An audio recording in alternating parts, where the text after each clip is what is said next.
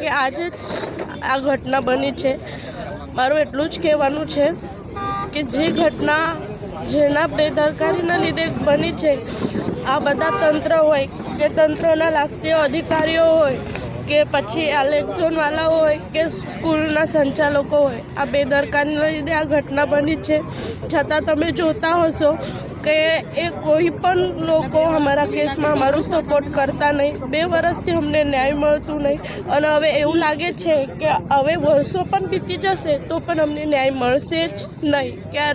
કારણ એ લોકોને, સત્તાધારી લોકોને ખાલી સત્તાનું, પૈસાનું ને બધાનું મોહ છે। તમે જોઈ શકો છો, અમે અમારા બાળકોને શ્રદ્ધાંજલિ આપવા આવે તો પણ પોલીસનું કેટલી બધી ટીમ અહીંયા છે, બરાબર।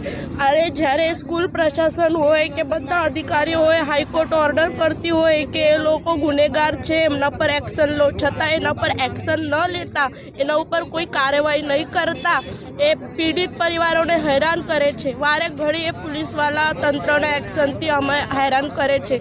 તો તમે જોઈ શકો છો, તંત્ર ખાલી પીડિતો માટે અને જનતા માટે નથી, એ ખાલી એમનું પોતાની રોટલી શેકવા માટે સત્તા ઉપર બેસેલા છે। 2 વર્ષથી કોઈ પણ કાર્યક્રમ હોય, કશું ફંક્શન હોય તંત્રનું, તો અહીંયા પીડિત પરિવારના ઘરે પોલીસ બેસાડીને ગોપાલ શાહ હોય કે વિનોદ રાવ હોય કે પછી પરેશ શાહ હોય, એને એ લોકો ઇન્વાઇટ કરે છે। જ્યારે હાઈકોર્ટ એમને ગુનેગાર તરીકે જામીન ઉપર છોડે છે, છતાં એમને એ લોકો ઇન્વાઇટ કરે છે અને અમે પીડિત થઈને અમારા ઘરે પોલીસવાળા બેસાડીએ છીએ। એટલું બધું સારું ન્યાય એ તંત્ર અમારા જોડે કરી રહ્યા છે। તો અમે 2 વર્ષ શું, અમે આખી લાઈફ ટાઈમ અમે છોકરા પાસે બી જાય ને તો પણ એ લોકો અમે ન્યાય નહીં આપતા, કારણ ન્યાય માટે બેસેલા વ્યક્તિ 2 વર્ષ ન્યાય માટે લાવતા નથી, બરાબર। તો એ ન્યાય માટે નથી બેસેલા, એ ખાલી એ પોતાનો રોટલો શેકવા માટે બેસેલા છે। એટલે અમે ન્યાય માટે તો કશું જાણકારી જ નહીં કે એ લોકો અમને ન્યાય આપશે। એ તો આટલું સુધી કેસ અમારું ચાલ્યું, વર્તન સુધી પહોંચ્યું તો એ તો ખાલી હિતેશ સર છે ને આશીષ સર છે એના માટે પહોંચ્યું છે, નહીં તો એ લોકોને જનતાની તો કશું પડેલી છે જ નથી। છતાં એ લોકો અમે સપોર્ટ કરે તો વારે ઘડી એ લોકોને પણ એ લોકો પોલીસવાળા હોય કે સત્તાધારી લોકો હોય એમને હેરાન કરે છે। એટલું જ કહેવાનું છે, જ્યારે તમે કાઇટ ફેસ્ટિવલમાં ગોપાલ શાહને બોલાવો છો, મોટા મોટા ફંક્શન કરો, ત્યારે તમે જ્યારે હાઈકોર્ટમાં ગુનેગાર તરીકે જોડાયેલા વ્યક્તિને તમે બોલાવતા હોય તો તમે જનતા માટે બેસેલા નથી, તમે ખાલી તમારા સત્તાધારી પક્ષ માટે અને તમારી રોટલી અને તમારો ફેમિલીનું ભવિષ્ય સુધારવા માટે બેસેલા છે। કેટલી યાદ આવી રહી છે આજે છોકરાની? આ દિવસે કયો પલ એવો યાદ આવ્યો છે કે આજે છોકરાઓને કયો એ પલ યાદ તો વારે ઘડી આવે છે। એટલું જે વ્યક્તિના, જે દીકરીના મોઢું જોઈને મારી સવાર થતી હતી, એના નામથી મારી સવાર થતી હતી, એને વારે ઘડે યાદ થઈને મારી સાંજ આખો દિવસ થતો હતો। એ કોઈની બેદરકારીના લીધે અને કોઈનો પૈસા કમાવાના હવસના લીધે એની જાન ગુમાવી છે। એ દીકરીને તો યાદ મને વારે ઘડીએ આવે છે। સંતાનિક માટે પહોંચ્યા છે, હવે પરિવારને ન્યાય નહીં મળ્યો, શું કહેશો? આજે 2 વર્ષનો સમય પૂરો થયો। આ 24 મહિના જે વડોદરા શહેરના 12 બાળકો અને 2 શિક્ષિકાઓ તંત્રના પાપના કારણે, ભ્રષ્ટાચારના કારણે આ તળાવમાં ડૂબીને મોતને ભેટ્યા। આજે એ દિવસ છે કે એ માતાઓએ સવારમાં પોતાના બાળકોને હોંશે હોંશે તૈયાર કર્યા હતા। એ માતાઓ નથી જાણતી કે હવે આ છેલ્લો વાર હું મારા બાળકને તૈયાર કરું છું ને ફરી એ પાછું નથી આવવાનું।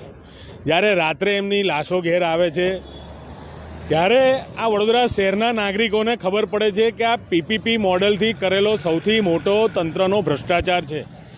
આ 12 બાળકો જતાં જતાં આ કરેલો ભ્રષ્ટાચાર, અબજો રૂપિયાની, કરોડો રૂપિયાની આ મિલકત જે પાણીના ભાવે તંત્રએ ભ્રષ્ટાચારથી કોન્ટ્રાક્ટરોને સોંપી દીધી, જે ઉજાગર કરીને ગયા છે, ત્યારે એ બાળકોના પરિવારોને ન્યાય તો મળ્યો નથી।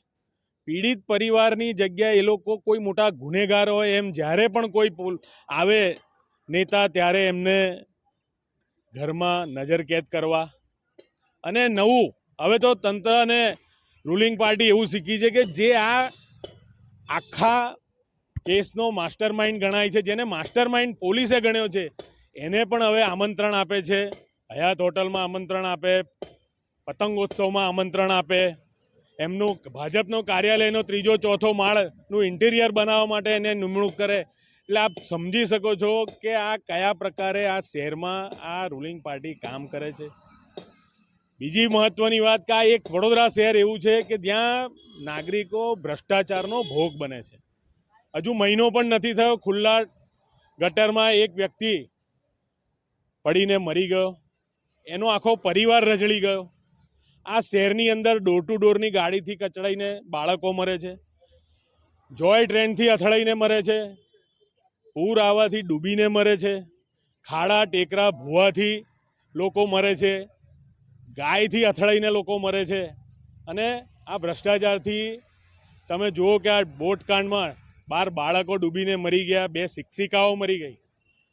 ત્યારે 2 વર્ષ પછી પણ માનનીય મૃદુ ને મક્કમ મુખ્યમંત્રી જે સ્પેશિયલ એજન્ડા, જે 2 માતાઓને કહેવામાં આવ્યું હતું કે તમે કોઈ એજન્ડાથી આવ્યા છો, સાહેબ એમનો કોઈ એજન્ડા નહોતો. ને આજે બી એ જ એજન્ડા છે કે એમના મૃતક બાળકોને ન્યાય મળે, અને એ ન્યાય માટે આજે પણ આમ તેમ ભટકે છે.